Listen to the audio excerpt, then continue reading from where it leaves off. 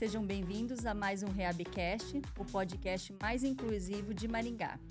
Eu sou Dinorá, sou fisioterapeuta e idealizadora das clínicas Neuroreadaptar de Maringá, Arapongas, Colorado e Loanda. Hoje nós estamos aqui com a doutora Laura Viscardi, neuropediatra, vai falar um pouco pra gente sobre a prematuridade. Seja muito bem-vinda, doutora. Muito obrigada, queria agradecer primeiro o convite, estou muito feliz de estar aqui, tá? Prazer. Que bom, fico feliz também. Doutora, fala um pouquinho da sua vida fora do jaleco, né? Quem que é a doutora Laura fora da medicina? Bom, essa é uma pergunta bem difícil para mim, porque acho que até hoje eu busco um pouco quem é a doutora Laura fora da medicina. Afinal de contas, eu já estou na medicina há bastante tempo, mas eu acho que eu gosto de pensar que a medicina ela faz tão parte da minha vida que eu não consigo separar tanto isso. Bom, eu sou uma pessoa que gosto muito de estudar, sempre gostei, e gosto muito de voluntariado, mas tudo isso também está dentro da medicina na minha vida. Sim. E aí, como que bateu no teu coração assim? Eu quero trabalhar com crianças e dentro da neurologia. Bom, crianças acho que foi a primeira escolha, desde que eu decidi fazer medicina, eu já sabia que era pediatria, nunca foi só medicina. Eu brinco que nós temos os melhores pacientes, porque são os pacientes mais sinceros, mais legais, mais carinhosos. E acho que a pediatria, ela tem muito disso, né? E, bom, eu escolhi, na verdade, numa conversa com meu pai. Na época, eu queria ser astronauta, como uma boa criança. Aham. E meu pai me mostrou, assim, as áreas mais clássicas da formação. E acabou que eu escolhi medicina por gostar de cuidar das pessoas, o clássico mesmo da área médica, né? Hoje eu tenho, acho que essa minha opção foi uma opção muito precoce na idade, mas eu tenho a sorte de ter me apaixonado pelo caminho cada vez mais, pelo trabalho mesmo médico, e hoje eu adoro. E a neuro, bom, a pediatria antes da neuro, eu tentei fugir dela há muitos anos, porque a pediatria é uma área que às vezes na medicina não é muito bem vista, né? Por muito tempo não foi muito bem vista, por ser uma área que tinha uma questão de desvalorização e tudo mais. Hoje, dentro dessa área, eu não acredito mais nisso, mas na época era algo que me dava um pouco de medo. Mas eu me formei em 2018 e acabei fazendo um tempo de voluntariado médico na África, e lá eu trabalhei com muitas crianças. E foi lá que eu bati o martelo, assim, que ia ser, a pediatria mesmo que eu ia seguir. E dentro da pediatria eu sempre gostei de muitas áreas. Eu entrei querendo fazer oncopediatria, me apaixonei pela cardio, passei um tempo aí pela neo. E no fim, achei que a neuro era uma área que contemplava bastante a proposta que eu tenho de realmente mudar a vida, a infância das crianças. Eu acho que a neuro é uma área completa nisso. E foi aí que eu acabei escolhendo a neuropediatria. E associado a isso, como eu falei, sempre fui uma pessoa muito estudiosa, gostava muito de ler. E eu gosto muito de livros de suspense. E eu acho que a neuro, ela tem muito isso do diagnóstico, assim, investigativo, sabe? Então eu me sinto um pouco Sherlock Holmes. Eu acho isso muito, muito legal. Eu acho que a neuro, ela entra aí no meu coração. E eu penso assim, a neuro, a gente inicia um processo com essa criança e a gente leva ela até bem para frente, né? Até que idade, mais ou menos, a doutora atende esses pacientes? Eu atendo de 0 a 18 anos, né, no geral, assim. Eu adoro atender adolescentes, gosto muito, tenho uma ótima relação com eles, mas vou dos extremos, assim. Às vezes acaba que um paciente que a gente acompanha há algum tempo, ultrapassa aí os 18 anos, a gente abre essa exceção, mas no geral até os 18 anos. É bom saber, porque as pessoas elas imaginam assim, até uns 13, 14 anos é considerado a infância, Uhum. né? Sendo que, que hoje tem na Organização Mundial de Saúde, eu não lembro certinho, que fala que até os 18 anos, ou até os 21, porque está Exato, mudando, né? E o pediatra, ele pode intervir, o neuropediatra pode intervir nesse paciente. exatamente. É isso, É né? isso mesmo. Tá? Então, agora a gente vai entrar um pouquinho falar sobre a prematuridade, né? Como classifica uma criança prematura? Ela ser prematura ou não? Perfeito. A prematuridade ela é classificada pelo nascimento antes da hora do bebê nascer. Então, a gente considera que o tempo correto do bebê nascer é 40 semanas, né? Mas a gente considera a prematuridade abaixo de 37 semanas. Isso porque a gente trabalha com intervalos, né? Então, abaixo de 37 semanas, a gente considera que o nascimento foi prematuro. Sim. Dentro da prematuridade, a gente tem uma prematuridade limítrofe, a prematuridade moderada, extrema e muito extrema, né? E o grande corte, assim, a título prático, para eu não ficar falando aqui sobre questões teóricas, que eu acho que pouco vão ajudar a população ouvinte aqui, seriam as 32 semanas. Então, seria abaixo do prematuro moderado, né? Até o prematuro moderado, que são 30 semanas para cima, a gente tem mais ou menos uma conduta de acompanhamento e tudo mais. Abaixo das 32 semanas, a história muda um pouco pela fragilidade que a gente tem, as mudanças cerebrais que a gente tem. E daí, a título de curiosidade também, eu falei que 37 é o corte da prematuridade para nós, né? Mas o nascimento esperado mesmo é 40 semanas. Então, toda vez que a gente pega um bebezinho prematuro, então um bebezinho de 36, de 28, né? Um prematuro abaixo de 37, a gente corrige essa idade dele para como se ele fosse nascer com 40 semanas. Então, isso que constitui a idade corrigida, que é muito útil na nossa prática clínica também, na hora de pensar em, por exemplo, marcos no neurodesenvolvimento e mais. Então, vocês corrigem essa, por exemplo, a criança nasceu ali de 8 meses, né? Então, quando ele fizer 1 mês, ele seria o marco do nascimento, entre Exatamente. aspas, né? Isso. É isso, É né? isso mesmo. Então, se 2 meses de nascido, ele estaria com 1 mês. O Exatamente. desenvolvimento seria 1 mês de vida ali. Que se Exatamente. espera para essa É criança. isso mesmo. A idade corrigida é a idade que ela deveria ter nascido. Sim, E sim. lembrar que a gente usa isso na neuro, né, como marcos do neurodesenvolvimento. A maioria dos lugares gosta de se utilizar isso para não superestimar diagnósticos. Mas para vacinas, para crescimento e para outras áreas, a gente não corrige a idade da criança. Ah, Hum, interessante saber, né? Uhum. E qual foi o caso mais prematuro que você já...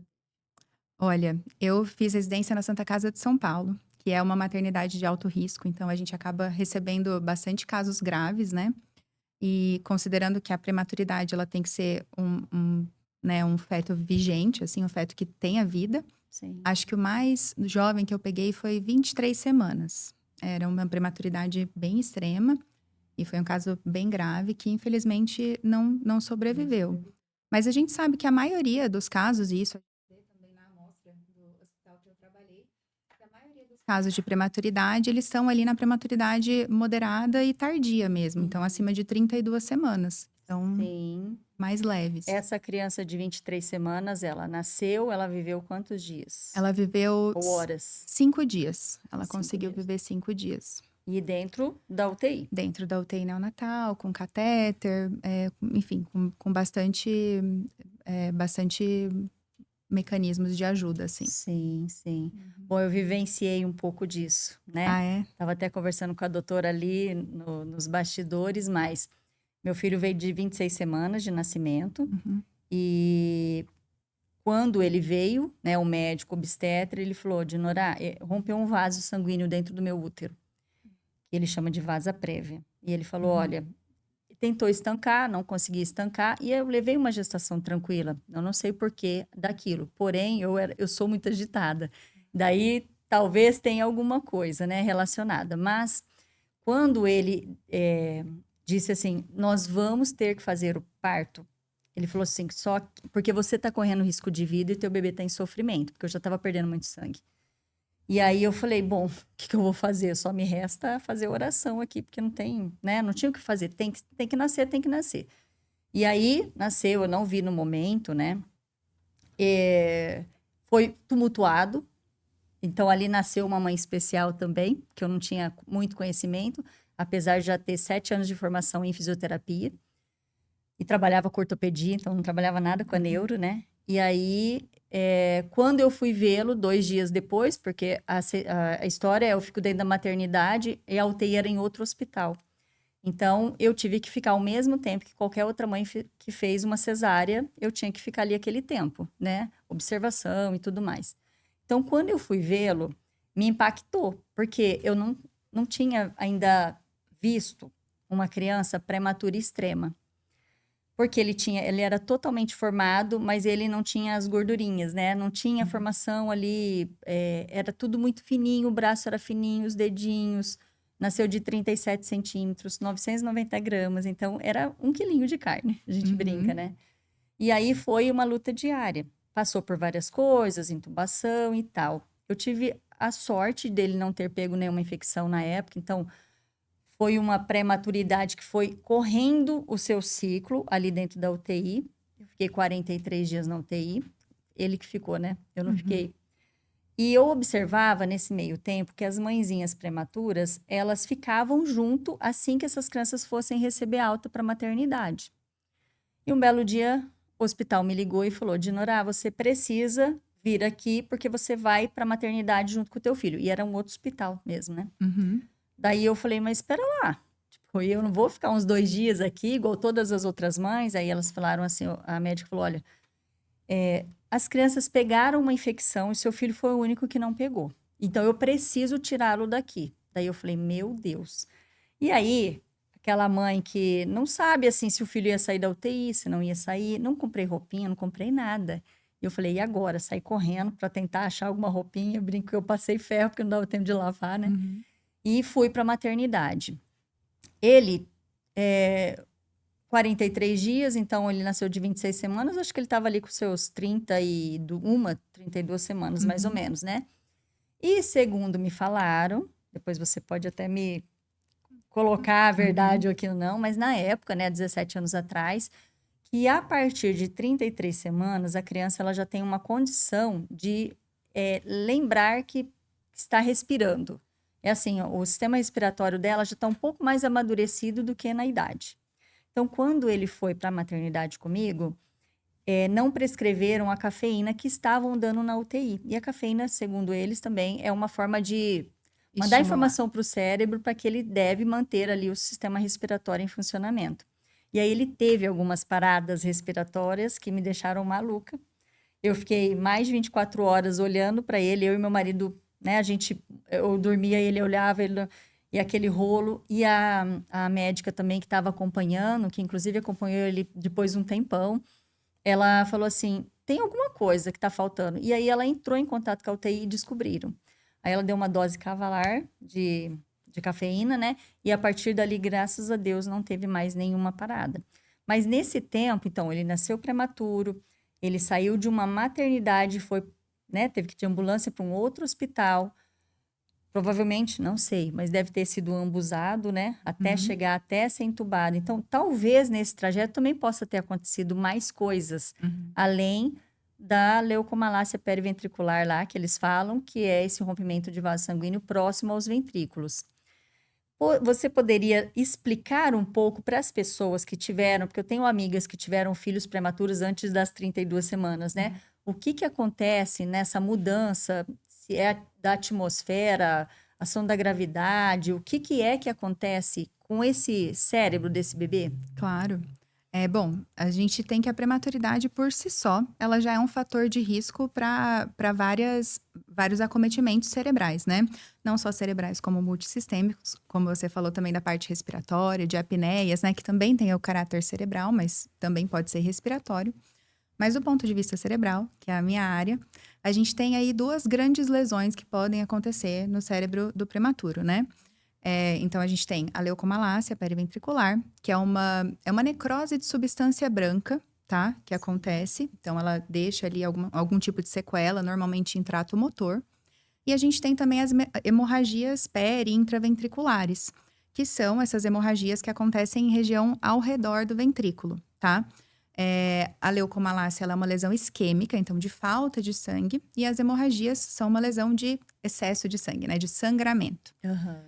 As hemorragias, elas podem causar uma leucomalácia, porque quando sobra sangue de um lado, a gente tem um sangramento de um lado, a gente pode faltar sangue em outra região, né? Ou ali Sim. mesmo naquela região, que afinal de contas o sangue que é solto ali na região, ele não é um sangue que está dentro do vaso para irrigar aquela área, né? Então pode gerar uma área de isquemia e evoluir para uma leucomalácia, mas não é uma evolução obrigatória, elas são lesões diferentes e complementares que podem evoluir, mas não necessariamente. Uhum. Falando um pouquinho sobre as hemorragias, né, perintraventriculares, a gente divide aí em 4 graus.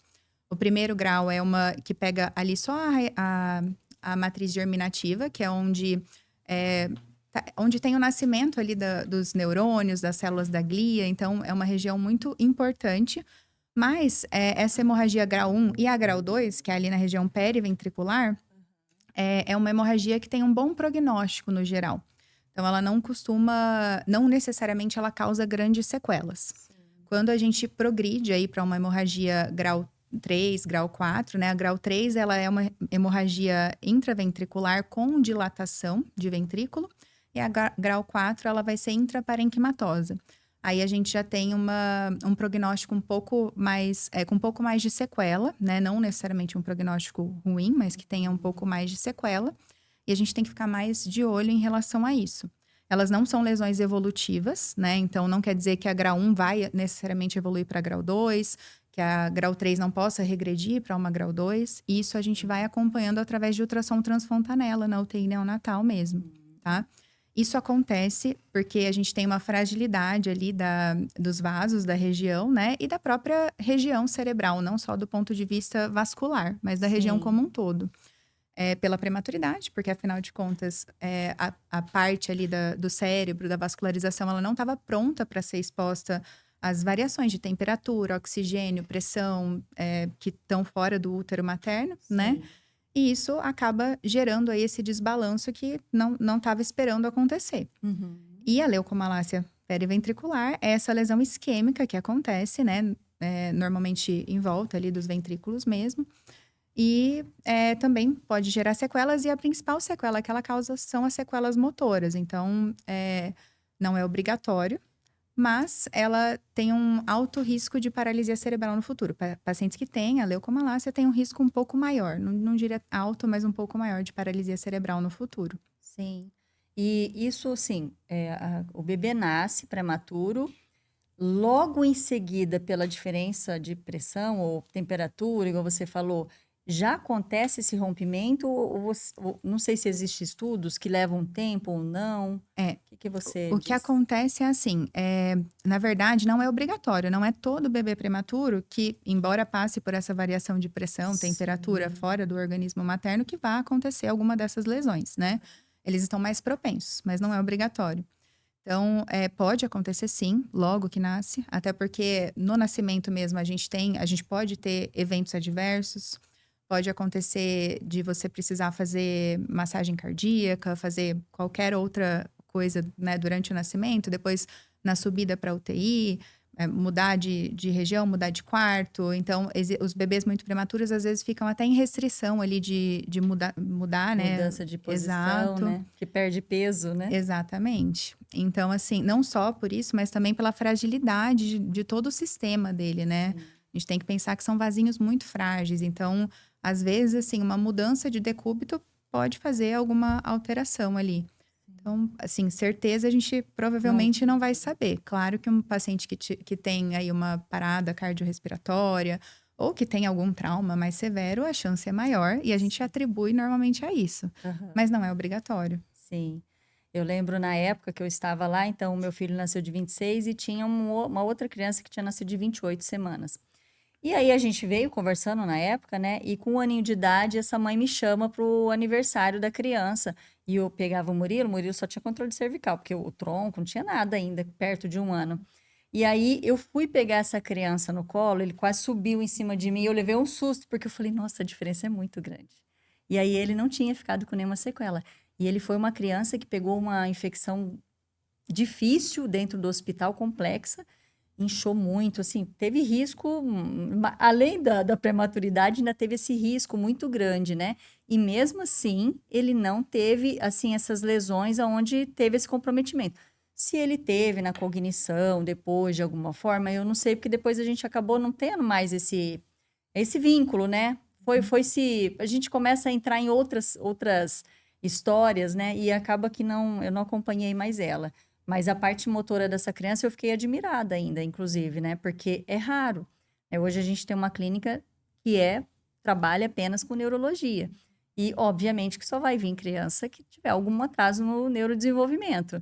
Mas a maioria que a gente pega tem atrasos perto das 28 semanas, abaixo de 30, né? É engraçado que vem assim pra gente, é 20, 26, 28, aí acima de 31, 33, vai pulando alguns números. E crianças com 33 semanas de lesão, às vezes muito mais grave do que um prematuro extremo ali perto das 26. Então, varia, né? Vai depender talvez do manejo, da forma que nasceu. Sabe uma coisa? Eu acho muito legal a gente abordar esse assunto, porque acho que é uma dúvida grande, assim, dos pais que eu atendo e tudo mais. Então, muita gente, né, procura a gente, claro, para um diagnóstico, e a grande diferencial de se ter um diagnóstico é falar de prognóstico, né? Sim. Então, acho que todo mundo tem essa ansiedade de, mas será que meu filho vai andar? Será que ele vai falar? O que que vai ter de sequela? Sim. E o que eu falo para os pais é, eu adoraria saber, eu adoraria ter uma bola de cristal, mas infelizmente eu não tenho, né? E o que eu falo é, isso vai depender de muitas variáveis. Então, vai depender de infecções no período pré ou perinatais, né? Mesmo depois que saiu da UTI, uma infecção, ela pode gerar uma lesão cerebral, né? Isso vai depender da localização da lesão, do tamanho da lesão. Porque existem, por exemplo, lesões menores que em regiões que são talvez mais importantes, vamos dizer assim, que passam mais fibras nervosas de alguma área, uma lesão menor pode causar mais dano do que uma grande lesão numa área que não é tão importante assim, né? Sim. Então, vai depender do tamanho, da localização, vai depender do estímulo precoce que a gente faz. Mas são muitas variáveis, então é muito difícil a gente conseguir prever esse tipo de coisa. Sim. O que eu falo é, as variáveis que a gente pode controlar, a gente vai controlar. Com certeza. Então, a gente vai fazer a estimulação precoce, a gente vai ficar de olho em infecções, né? Evitar infecções. Nós vamos acompanhar essa lesão para saber se essa lesão está tendo um aumento ou não, né? Porque quando a gente fala em paralisia cerebral, né? Que é a grande questão aí do bebezinho prematuro. A paralisia cerebral, por definição, é uma lesão que acontece em um cérebro em desenvolvimento e que gera uma sequela obrigatoriamente motora. Não necessariamente cognitiva, mas é comum que se tenha cognitiva associado, mas não é obrigatório, tá? Então, quando eu falo nessa definição, é uma lesão que não vai crescer. A lesão, ela vai continuar daquele tamanho. É uma lesão pontual, tá? Mas existem outros acometimentos, que não são a paralisia cerebral, que podem gerar lesões que vão crescer. E isso é algo que a gente tem que observar, acompanhar para fazer esse diagnóstico diferencial também. Sim. Tem alguns casos que a criança, ela, além da paralisia cerebral, ela desenvolve a hidrocefalia. Você poderia fazer uma explicação sobre esse caso para algumas mães também? Qual que seria o tempo que poderia acontecer? Quais são os sintomas, os sinais ali que podem acontecer para a mãe ficar em alerta? Perfeito. Então, lembra que agora há pouco a gente falou das hemorragias peri-intraventriculares, né? Sim. Quando eu tô diante de uma hemorragia intraventricular, grau 3 e grau 4, no geral eu tenho esse aumento aí do ventrículo, e na grau 4 eu tenho as lesões intraparenquimatosas, então dentro ali do cérebro, espaçadas. Isso pode gerar nas intraparenquimatosas regiões de cistos, então o tecido ele morre, acaba acumulando água naquela região de tecido morto, forma como se fosse um cisto mesmo. E aqueles cistos eles podem se confluir e aumentar ali aquela região cerebral, né? Então a gente pode, e dentro do ventrículo, quando eu tenho a grau 3, eu posso ter um acúmulo ali de água pela região morta em volta do ventrículo, de cérebro que inviável em volta do ventrículo. Vou ter esse aumento da água ali naquela região e causa uma hidrocefalia. Então, normalmente nesses casos, a hidrocefalia, ela não é uma hidrocefalia que aumenta a pressão intracraniana, porque não é um líquido que está empurrando o tecido, né? Ele é um tecido ali que morreu, um tecido cerebral que morreu, e quando ele morre, ele libera esse líquido e o espaço que sobra de tecido morto, ele vai ser composto por esse líquido que está correndo aí no nosso sistema nervoso. Então, isso acontece normalmente em vigência dessa sequela desse tecido que não é mais viável. Sim, tá? sim. Me lembra as outras perguntas, desculpe. Tá, não, é porque eu estou pensando aqui, ó, quando o Murilo aconteceu isso, né? Então teve essa morte interna ali, próximo aos ventrículos, e quando você observa a imagem de uma ressonância, você observa uma imagem escura, eu não sei se é a ressonância ou se é a tomografia. tanto Depende do faz. corte, isso, dá pra Isso, ver. então tá. Então, ele forma uma área escura, né? Então, teve só eu falo que é uma camada, como se fosse um ovo de Páscoa, né? Uma camada do lado direito, do lado esquerdo dele, que sobrou o cérebro, e Uhum. aí o resto é água, É é líquido líquido. isso, aham. Tanto que, água não, né? Ele é o Não, líquido uhum. que existe ali dentro do próprio cérebro, né? Ele.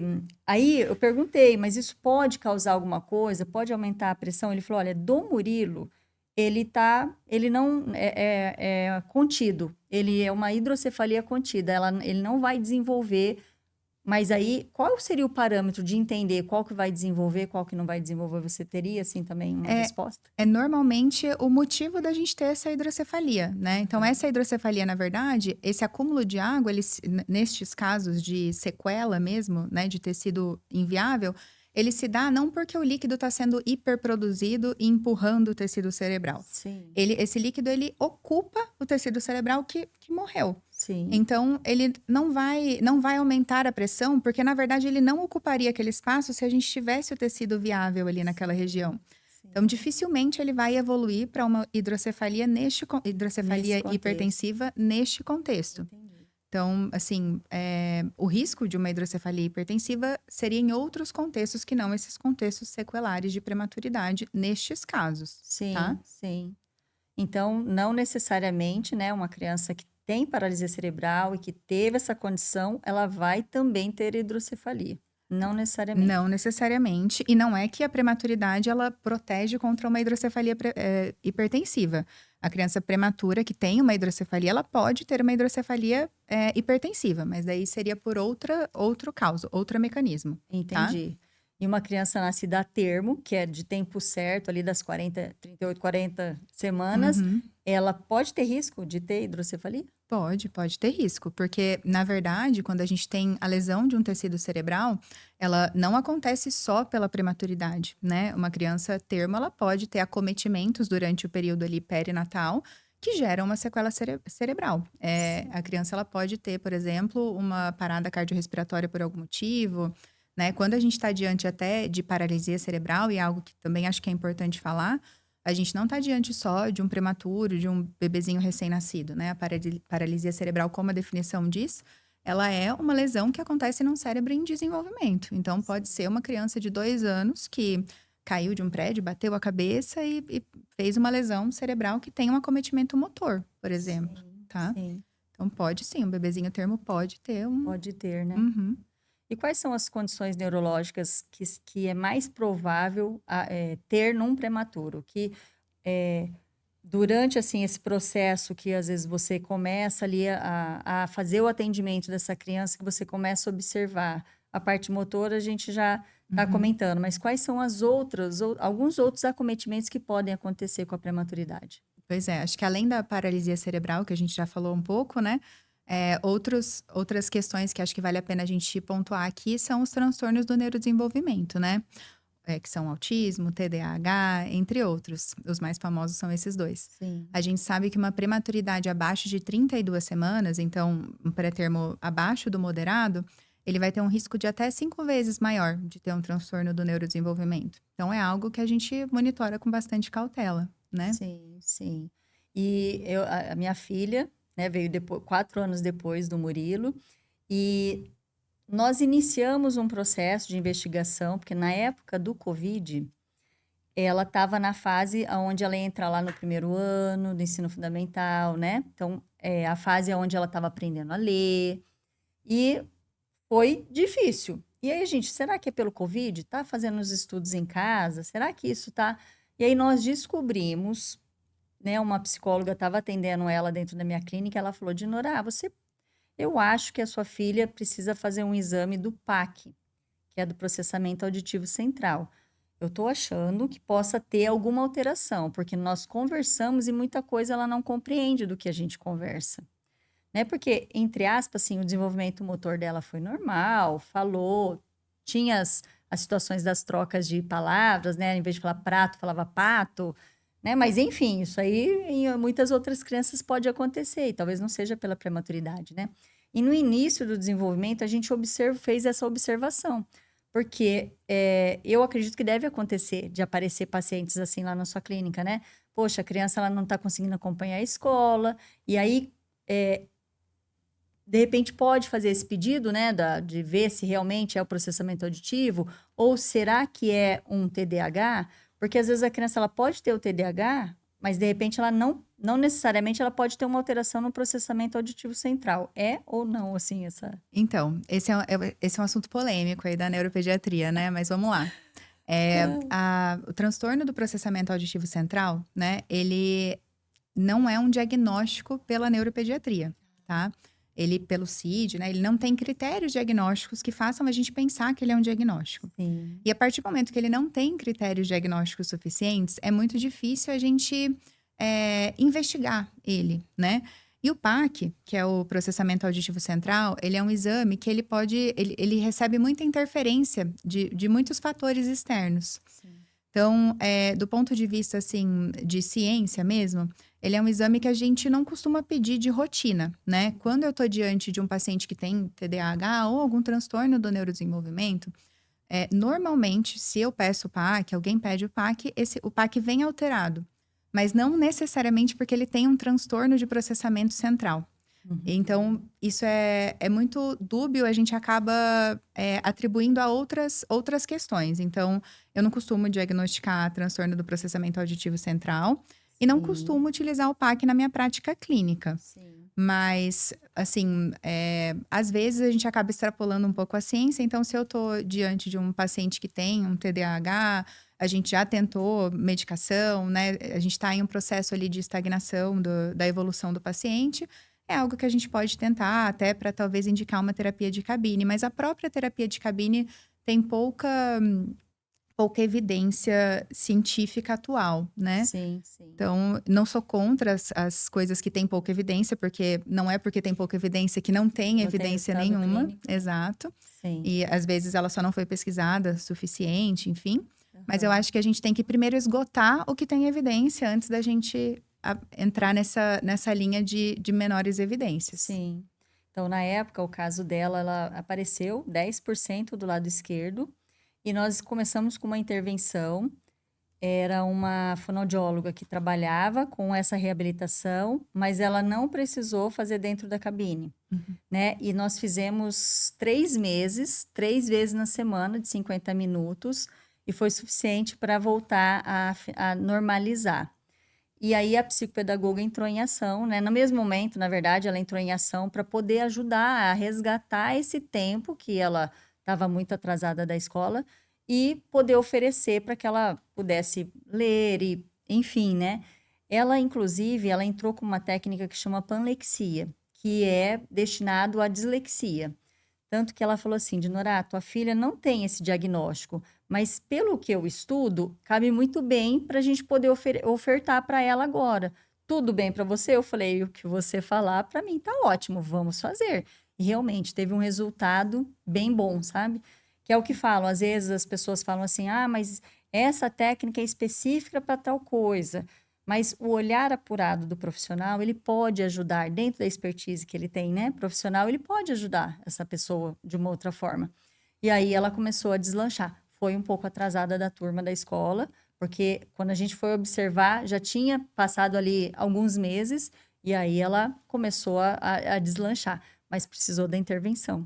Porque às vezes a família vai deixando, e aí quando vê, reprova, aí tem todo aquele transtorno né, meio que depressivo, de sofrer bullying, vira uma bola de neve. Então, quanto que é importante a gente ter esse olhar, né? E estar presente. Como que está na escola, conversar com a pediatra, né? Para ir observando todo esse caminho desse neurodesenvolvimento. Perfeito. E tem uma frase que você falou agora aí, que essa fono falou para vocês, que é: olha, ela não tem esse diagnóstico, mas acho que a gente precisa fazer dessa forma. E é algo que eu, assim, pratico muito na minha prática clínica, que é, independente do nome que a gente der, do diagnóstico, e não tô aqui falando que o diagnóstico não é importante, ele é muito, mas independente dele, e assim, para além dele, o mais importante é a gente tratar o prejuízo do paciente. Então, eu posso não ter dado o nome ainda de TDAH, ou de autismo, ou de paralisia cerebral, Mas se eu identifico que o paciente tem alguma alteração, algum prejuízo, é minha obrigação como profissional tratar esse prejuízo, sabe? Sim, Então, mais do que o nome, mais do que o CID, eu acho que a gente trata o prejuízo. sim. Doutora, voltando um pouquinho naquela base da prematuridade, quando essa criança ela recebe a alta do hospital, ela vai para casa. Quando ela vai para casa, ela já recebe o encaminhamento, provavelmente, pelo menos o pediatra. Uhum. Leve ao pediatra e do pediatra talvez ela vá encaminhar, né? Tem alguns profissionais, algumas linhas de pensamento que eles esperam, falam, mãe, cada pessoa tem o seu desenvolvimento, calma e tal, e fica aguardando. No seu ponto de vista, quando chega uma criança já com esse tempo de prematuridade e se fosse na pediatria, né? Mas como você também se formou em pediatria, Uhum. nesse olhar, você já indicaria para uma intervenção precoce ou você aguardaria um pouco para ver como é que vai ser dentro de casa esse estímulo? O que eu penso é assim, vou responder em partes essa questão. Sim, Então, sobre isso de cada um ter o seu tempo, é algo muito perigoso. Ele não está completamente errado, essa frase, mas é uma sim, frase um pouco perigosa, dependendo da interpretação. sim, Então, quando que ela é verdadeira, né? A gente tem o intervalo de tempo que a gente espera que cada criança adquira esses marcos do desenvolvimento. E dentro desse intervalo de tempo, que é um intervalo que às vezes chega aí a 3 meses, até mais, cada criança pode ter o seu tempo, dentro do intervalo esperado. sim, Fugiu desse intervalo esperado, aí isso não é uma verdade, isso deixa de ser uma verdade e a criança ela tem um atraso, né? sim, Então, normalmente o atraso é mais comum do que a criança adquirir o marco na frente, muito na frente, né? E mais sim. prejudicial. Então, e como que a gente sabe disso, né? Isso é algo também que eu acho muito interessante, porque uma vez um pai me perguntou assim, ué, mas como que você sabe que de tal a tal idade meu filho tem que sentar? E realmente é uma dúvida, né? Aham, E isso não é da nossa cabeça, né? São estudos muito grandes que pegaram aí várias crianças. O mais famoso é um estudo inglês, me fugiu o nome agora do autor, sim. mas que ele pegou milhões de crianças rígidas, sem nenhuma doença previamente conhecida, e estudou quando que 90% dessas crianças adquiriam os principais marcos do neurodesenvolvimento. Quando eu falo isso, né, eu falei de 90% dessas crianças. Existem 10% dessas crianças que continuam sendo rígidas, então sem doença, que adquirem esses marcos fora da faixa etária. E são as variações da normalidade. Mas na medicina e na ciência, na área da saúde, a gente trabalha com probabilidade.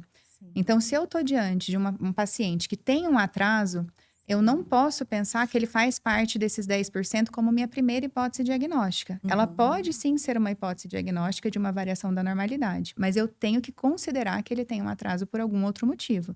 E aí é minha obrigação tanto investigar esse motivo, mas Sim, principalmente, daí entra naquela frase anterior, tratar o prejuízo do meu paciente. Porque sim, isso é um prejuízo. Então, sim. eu sou a favor da estimulação precoce. Eu acho que a Uhum. partir do momento que a gente detecta um atraso, detecta um prejuízo, a gente tem que encaminhar, até porque mal não vai fazer. Sim, E aqui também eu quero fazer um adendo rápido de que não é quanto mais terapia melhor, sim, mas quando indicado, a gente precisa indicar sim a terapia. sim. Uhum. E o terapeuta, muito bem formado, vai com certeza saber até que ponto essa terapia precisa ser feita. Então, o Sim, terapeuta ele vai avaliar. Já aconteceu comigo, de eu encaminhar um paciente e falar: puxa, ele está ali limítrofe, vamos avaliar, ver o que a fisio, o que a fono acha. E a uhum. fono, a fisio avaliou e falou: não, acho que dá para esperar um pouquinho. Tudo bem, a gente espera. Eu acho que Sim, na dúvida, eu prefiro pecar pelo excesso. sim, é melhor. E essa relação entre profissionais, né, multiprofissional, ela é importante para ter Super. esse olhar, né? Que às vezes a gente precisa em fazer o encaminhamento e pedir um relatório prévio ali de uma avaliação para ver se realmente esse meu olhar ele está condizente ao olhar de alguns outros profissionais, né? Eu dou curso de treinamento locomotor, porque, na verdade, quando eu tive o Murilo, é a história que os pais chegam e perguntam: Uhum. quando que meu filho vai andar? Não sabe se vai falar, se como é que vai ser na escola. Então eu me apaixonei por essa área e tanto que eu bati muito. Hoje, dentro da minha clínica, tem muita tecnologia relacionada ao desenvolvimento da marcha. E aí, dando um curso no fim de semana, né, nesse fim de semana, inclusive, eu comentei com os alunos o seguinte: às vezes chega uma família que nem veio indicação do médico e a criança nem é prematura, Ou, às vezes, acima de 32 semanas, né? Que talvez não teve tantas intercorrências e ela está com atraso no desenvolvimento neuropsicomotor. E aí eu falo para eles, vocês têm que entender a relação interpessoal. O que que é? Essa criança é cuidada por quem? Como que ela está? Se ela nasceu em janeiro e quando é junho, que na nossa região faz frio, ela está cheia de roupa, que fica até dura, não vai para o chão, não senta, não explora. Eu falei, provavelmente é falta de estímulo. A gente também tem que ter esse olhar, né? Porque Com certeza. fica com a avó. Ah, mas vai sujar. Ah, mas... Aí, às vezes, os pais são mais rígidos, assim, falam assim, não pode machucar, não pode ter um arranhão, não pode ter... Porque a nossa geração tá assim, né? Uhum. E aí, às vezes, a avó acolhe tanto, fica tanto no colo, que ele também não explora, não desenvolve. Eu falei, então, a gente tem que ter esse olhar, entender esse processo familiar para ver o quanto que, às vezes, está faltando ali, somente deixar brincar, deixar no chão, deixar com o priminho, o irmãozinho brincando, né? Tem essa Perfeito. situação que às vezes acontece. Perfeito. Acontece muito dentro da sua clínica de chegar uma criança e você observar que é mais relação interpessoal do que propriamente o diagnóstico? Olha, muito eu não sei, mas acontece às vezes. E eu acho que, para além disso, assim, às vezes não é. Acho que a falta de estímulo, ela não aparece só em um paciente como um diagnóstico diferencial, ela pode ser um diagnóstico complementar. Então, se eu tenho um paciente que tem uma paralisia cerebral, que tem um atraso no desenvolvimento por algum motivo, e faz só a fono durante a sessão da fono, ou só a físio durante a sessão da físio, Aham. é um paciente que vai ter um desenvolvimento mais limitado. E isso a gente vê. Sim, Se não é aplicado em casa, isso sim. não é necessariamente efetivo. E o que eu gosto de dar exemplos para ficar mais visual para os pais. Então, o que eu falo é assim: eu sempre pergunto para eles, uma pessoa, um homem, que quer ficar muito forte. A gente tem dois grandes homens que querem ficar muito fortes. E daí, um fica 15 horas na academia, um dia no mês.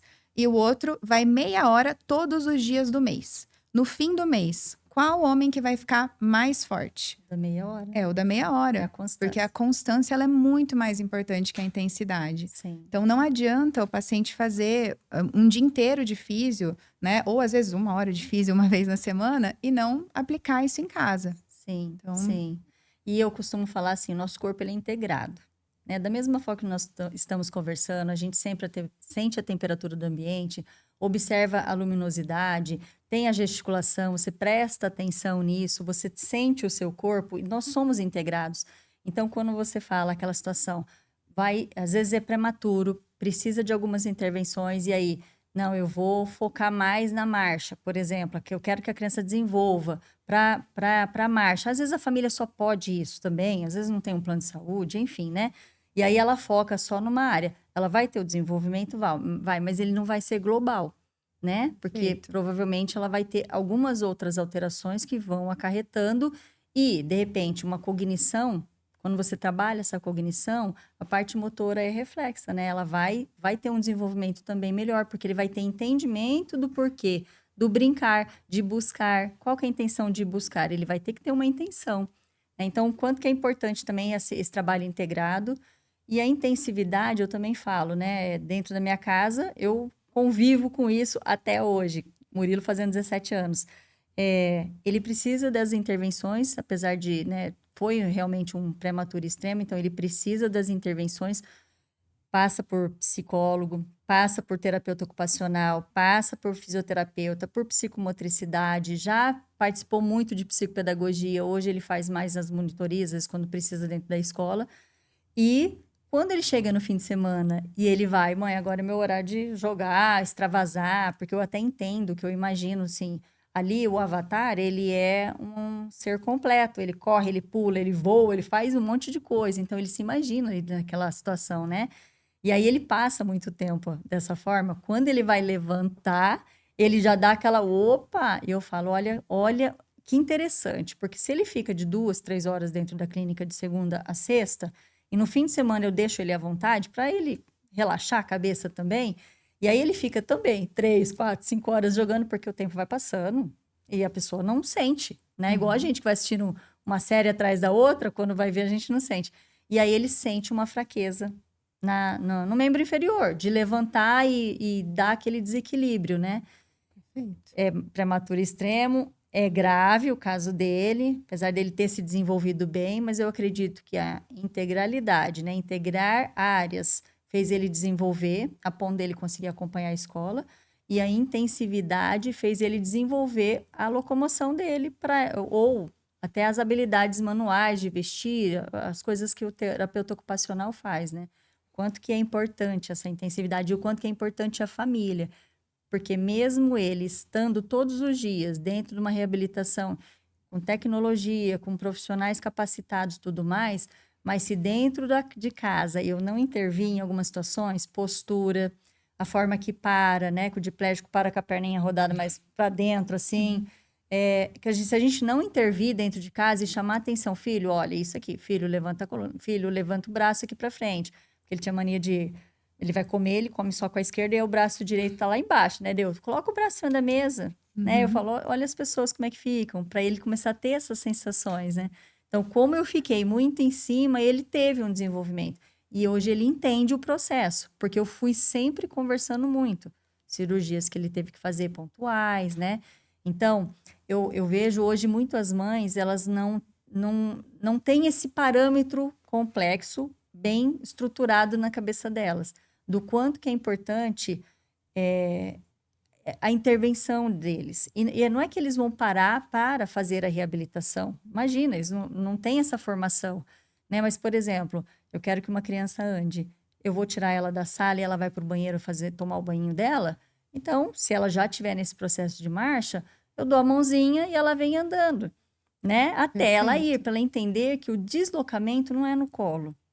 O deslocamento é com as próprias perninhas dela. E aí ela vai entendendo todo esse processo, né? E acho que integrar isso no dia a dia também é muito importante, né? Porque senão isso fica restrito àquele momento de terapia.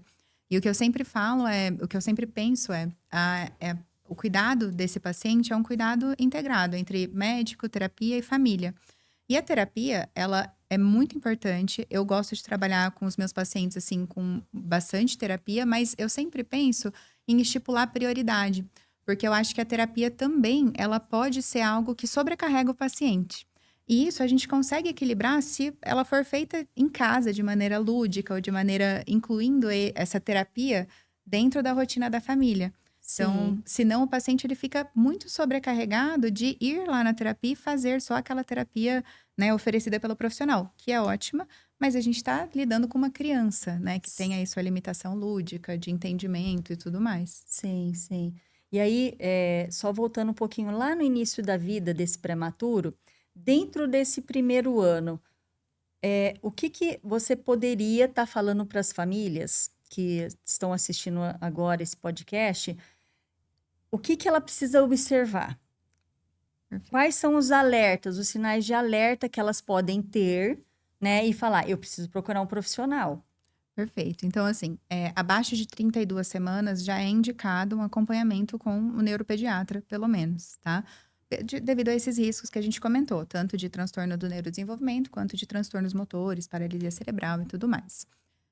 Mas mesmo pacientes acima de 32 semanas, né? Acho que o grande termômetro que vai indicar a necessidade de uma terapia ou não é a gente avaliar prejuízo. E a gente avalia prejuízo através dos marcos do neurodesenvolvimento, né? Sim. A gente encontra aí para os pais terem acesso, a gente encontra na carteirinha mesmo os marcos do neurodesenvolvimento. Mas eu gosto muito de um livro da Sociedade Brasileira de Neurologia Infantil. Se você colocar no Google mesmo, SBNI, que é a Sociedade Brasileira de Neurologia Infantil, e Marcos do Neurodesenvolvimento, vai aparecer um e-book deles, que se eu não me engano chama... o título é Haja Cedo, Encontre os Sinais, alguma coisa assim. Sim. E lá tem os marcos do neurodesenvolvimento bem certinho e formas de estimular o seu paciente. Lembrando que esse é um livro não para prematuros, é um livro para global, né? Sim. E daí, os prematuros, a gente corrige a idade pela idade provável ali do nascimento, que seriam 40 semanas. Sim. Então, não adianta você pegar um bebezinho prematuro com idade não corrigida de 1 mês e querer que ele faça os marcos de 1 mês, né? Que são corrigidos. Mas abaixo de 32 semanas, então, o paciente, ele obrigatoriamente deveria passar com o neuropediatra. Nessa faixa etária, acho que vale super a pena uma avaliação oftalmológica, porque a gente tem aí a retinopatia da prematuridade, a gente tem outros acometimentos que podem, inclusive, interferir, né, no nosso ponto de vista de desenvolvimento. Às Sim. vezes, o paciente ele tem uma dificuldade de visão e a gente não tá vendo, a gente tá achando que ele não anda por um motivo motor e, às vezes, Uhum. ele só não tá enxergando, não sabe direito onde se apoiar, enfim. Tem várias limitações aí, eu acho que a gente tem que enxergar o paciente como um todo, né? A gente não dá pra gente enxergar, eu que sou neuropediatra enxergo o cérebro, o oftalmo enxerga o olho, acho que tudo Sim, tá muito integrado. sim. E Então, por isso que durante a faculdade de medicina você tem o todo, né? Vocês passam por todas as áreas até para ter esse alerta, né? E depois, exatamente. lógico, que afunila porque sente paixão por aquela área, por desejar cuidar, desejar poder fazer mudança, né? Eu comento sempre assim, lá dentro da clínica, como a gente tem as famílias que a gente assiste, e eu falo para os meus profissionais o quanto que é importante a gente poder tocar na alma de um paciente e fazer ele desenvolver, né? Talvez daquele diagnóstico negativo, a gente conseguir favorecer um prognóstico, que é o desenvolvimento dele positivo, tirar ele daquela vertente, né? De você nunca vai andar, que acontece, né? Você nunca vai conseguir fazer tal coisa. A palavra nunca é muito forte. E aí a medicina evolui e a parte da reabilitação junto, né? Todas as áreas, na verdade, elas evoluem. E aí só basta o terapeuta ter esse entendimento. Então, às vezes, eu comento com eles assim, é, o, o, o problema não é a criança, o problema às vezes é a gente, porque a gente não sabe acessar aquele corpo. A gente não sabe oferecer o que é que ele está precisando, por isso que talvez ele não desenvolva, né? E é óbvio, a intensividade que é tão importante mesmo. Não tem como fugir ali todos os dias, mesmo que sejam as famílias, né? Com toda essa informação de pegar um e-book. Hoje a internet está aí, a gente pode conseguir tantas outras coisas importantes dentro de casa para poder oferecer, né? Mas com cuidado, né, da Com onde a gente cuidado. adquire essas informações. E Isso é como médica, verdade. eu acho que como fisioterapeuta você também pode falar sobre Com isso, né. certeza, não, com A gente tem certeza. que tomar bastante cuidado da onde a gente vê essas informações. Mas eu digo assim, alguns livros que tem de referência, né, que a gente Perfeito. possa buscar, porque geralmente, não sei, mas os livros geralmente são coisas mais plausíveis, assim, de entendimento. Talvez a família não possa não entender, mas a gente, se não entende, aí começa a buscar, porque daí fala assim, não, tem alguma coisa acontecendo, eu não estou conseguindo achar, o que que é que eu posso fazer? Porque tem cidades como a nossa aqui em Maringá, Uhum. que ela é um centro de reabilitação, mas a gente sabe que existem cidades que não tem. E como que a família É, faz para poder auxiliar e poder ter esse desenvolvimento é procurando, buscando o seu pediatra, buscando o seu neuropediatra, pedindo informação, como é que eu posso fazer para desenvolver dentro de casa, já que eu não tenho tantas vezes uma reabilitação aí fora, perfeito. E né? eu acho ótimo isso de procurar aí na internet, eu não sou contra, pelo Sim, contrário, eu aprendo muito com os meus pacientes, mas é importante sempre a gente checar essa informação, né. Então tenha um médico de confiança que você possa checar essa informação que você encontrou na internet e acho que é isso. qual a mensagem que você daria para as famílias, deixaria, né, para as famílias, relacionado a esse cuidado, a esse olhar ali no primeiro tempo de nascimento, né, e relacionado à reabilitação? Bom, eu acho que primeiro a gente tem que colocar aqui que prematuridade não é uma doença, é uma condição, né? E embora é uma condição que predispõe aí a alguns acometimentos, nenhum diagnóstico é final, nenhum diagnóstico é tão definitivo assim. A gente tem que sempre manter a esperança, manter o cuidado do paciente, que é o mais importante, e aí fazer o manejo desses prejuízos. Eu acho que com um bom cuidado, uma boa adesão, famílias que engajam, uma boa equipe multi, um bom médico, a gente tem ótimos prognósticos. E independente das limitações que as crianças vão vir a ter no futuro, acho que isso independe, assim, não tem tanta importância do ponto de vista que todos nós temos nossas limitações. Acho que cada Sim, um, dentro da sua limitação, pode ser da forma que quiser. sim, ter seu desenvolvimento. Exato. Doutora Laura, muito obrigada pelo seu tempo, pela sua disponibilidade. A sua fala foi muito clara, né? Eu acredito que vai ajudar muitas famílias, vai dar um direcionamento para essas famílias. E eu, assim, tenho uma imensa gratidão de ter te conhecido, uma imensa alegria de ter te conhecido hoje, sabendo que você está na nossa cidade. Também trabalha em Londrina, é isso, né? Isso mesmo. Eu Tá. faço Maringá e Londrina. Isso, então uma médica que está em Maringá, está em Londrina, traz todo esse conhecimento, conhece muito da reabilitação prematura, sobre todos os caminhos que se deve ser indicado, né? Uhum. Então, muito obrigada. Eu que agradeço. Para mim foi um prazer estar aqui. Eu adoro falar sobre esse tema. E, bom, muito obrigada. Foi um prazer conhecer você também. E vocês que estão assistindo esse episódio do Rehabcast, muito obrigado por ter acompanhado até aqui. Se vocês conhecem alguma família que vai se beneficiar com esse conteúdo, compartilhem, curtam essas palavras da doutora Laura e aguardo vocês no próximo Rehabcast.